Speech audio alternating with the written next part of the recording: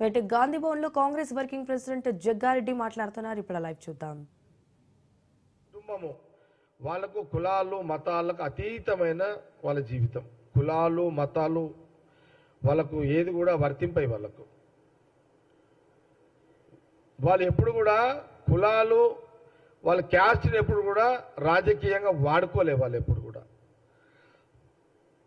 కులాన్ని ఎప్పుడు రాహుల్ గాంధీ గారి కుటుంబం ఎప్పుడు కూడా రాజకీయంగా వాడుకోలేదు. వాళ్ళకి అంత అవసరం కూడా లేదు. ఎందుకంటే అందరూ కూడా గతంలో చాలా సందర్భాలు కూడా చెప్పడం కూడా జరిగింది. వాళ్ళు చాలా సందర్భాల్లో మనం చెప్పడం జరిగింది.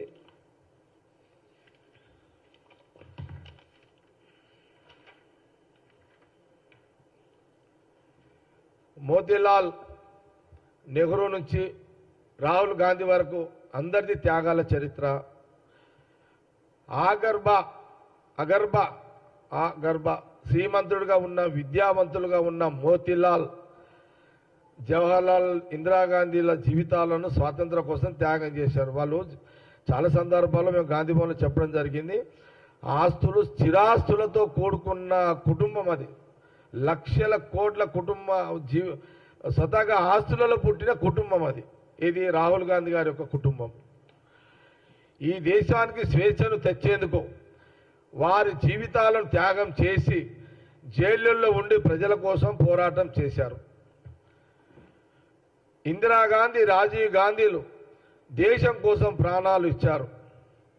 సోనియా గాంధీ, రాహుల్ గాంధీలు, రాజీవ్ గాంధీ మరణానంతరం ఒక్క అధికార పదవి స్వీకరించకుండా పదవులను త్యాగం చేశారు. అందుకే కదా మన్మోహన్ సింగ్ గారు ప్రధానమంత్రి కాకముందు యూపీఏ గవర్నమెంట్లో కాంగ్రెస్ పార్టీ ముందు సోనియా గాంధీ గారిని ప్రధానమంత్రి కావాలని కాంగ్రెస్ ఎంపీలు ఆ రోజు అన్ని భాగస్వామ్య పక్షాలన్నీ కూడా పదే కోరితే కూడా సోనియా గాంధీ గారు వారు ఒప్పుకోలేదు. దాని తర్వాత రాహుల్ గాంధీ గారిని కూడా అడిగారు. రాహుల్ గాంధీ గారు క్యాబినెట్లో మినిస్టర్ అన్న తీసుకోమనండి, లేదా రాహుల్ గాంధీ గారు ప్రైమ్ మినిస్టర్ని ఉండమని చెప్పి కూడా కాంగ్రెస్ పార్టీ ఎంపీలు మిగతా ప్రతి పార్టీ యూపీఏ నాయకులందరూ కూడా అడిగారు. కానీ ఆ రోజు సోనియా గాంధీ గారు, రాహుల్ గాంధీ గారు పదవులు ముఖ్యం కాదు, పరిపాలన ముఖ్యము అని ఆ రోజు పదవులకు పక్కకు పెట్టి ఆ రోజు మన్మోహన్ సింగ్ గారిని ఆ రోజు ప్రధానమంత్రిగా చేసిరు. ఇది చరిత్ర మనందరూ కూడా తెలిసిన విషయమే. అందుకే వాళ్ళు ఎప్పుడు కూడా పదవుల కోసం మీరు చూడండి, అటల్ బిహారీ వాజ్పేయి ప్రధానమంత్రి అయిన తర్వాత అటల్ బిహారీ వాజ్పేయి ఎవరు కావాలి? ఎల్కే అద్వానీ గారు కావాలి. కానీ ఎల్కే అద్వానీని పక్కకు పెట్టి మోడీ గారిని ప్రధానమంత్రిగా చేయడం జరిగింది. ఎప్పుడైనా సరే నేను బండి సంజయ్ గారిని అడుగుతున్నాను, మోడీ గారు ఎప్పుడైనా ఇంకా ఎల్కే అద్వానీ గారు ఆరోగ్యంగా జీవించే ఉన్నారు. ఈ 11 సంవత్సరాలలో ఎప్పుడైనా సరే అద్వానీ గారు మీరు రథయాత్ర చేసిర్రు, వాజ్పేయి గారు మీరు ఈ దేశానికి బీజేపీకి ఒక మీరే ఉండిరి. కానీ మరి నేను ప్రధానమంత్రి అయినా అద్వానీ గారు మిమ్మల్ని కూడా ఒకసారి ప్రధానిగా చూడాలని మోడీ గారు ఎప్పుడైనా అద్వానీని కోరి ప్రధానమంత్రిని చేసే ప్రయత్నం, అద్వానీ గారిని చేసే ప్రయత్నం ఎప్పుడైనా చేసిండా? బండి సంజయ్ గారు మీరు అడగగలుగుతారా? అసలు అద్వానీ, అటల్ బిహారీ వాజ్పేయి, అద్వానీ గారు లేకపోతే బీజేపీకి దిక్కే లేదు. అటల్ బిహారీ వాజ్పేయి ఒక ఎథిక్స్ పొలిటీషియన్ లేకపోతే బీజేపీకి దిక్కు లేదు ఆ రోజులలో. ఒక ఎల్కే అద్వానీ రథయాత్ర చేయకపోతే అసలు బీజేపీకి దేశ రాజకీయాల్లో ఉనికే లేదు.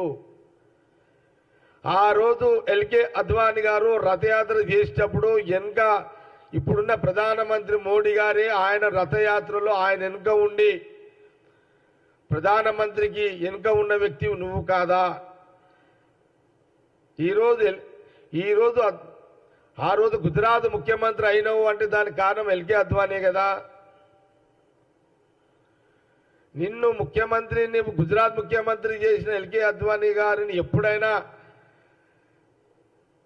అద్వానీ గారు మీరు ప్రధానమంత్రి వయసురీత పెద్దవాళ్ళు, మీరు ప్రధానమంత్రి కావాలి కండి అయితే బాగుంటుందని వారిని ఒప్పించి తీసుకొచ్చి చేసే ప్రయత్నం ఎందుకు చేయలేదు?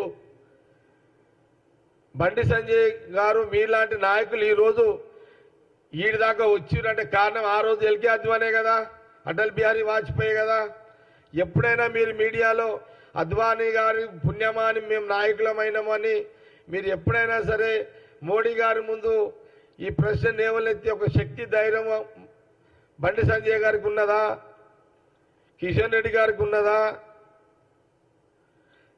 ఆ రోజు అద్వానీ రథయాత్ర మురళీ మనోహర్ జోషి రథయాత్ర వస్తుంటే ఇదే రాష్ట్రంలో కిషన్ రెడ్డి గారు వారికి ప్రోగ్రామ్స్ డిసైడ్ చేసే నాయకుడిగా కిషన్ రెడ్డి గారు ఉండే. మీరు ఎప్పుడైనా అడిగిర్రా అద్వానీ గారి గురించి ప్రధానమంత్రి చేయండి అని? పుట్టినరోజు పోతారు, కాళ్ళు మొక్తారు, వస్తారు. కానీ మీరు అందుకే నేనేమంటున్నానంటే పోస్టుల కోసం పాకిలాడే మీరు రాహుల్ గాంధీ గారి గురించి, సోనియా గాంధీ గారి గురించి, ఇందిరాగాంధీ గారి చరిత్ర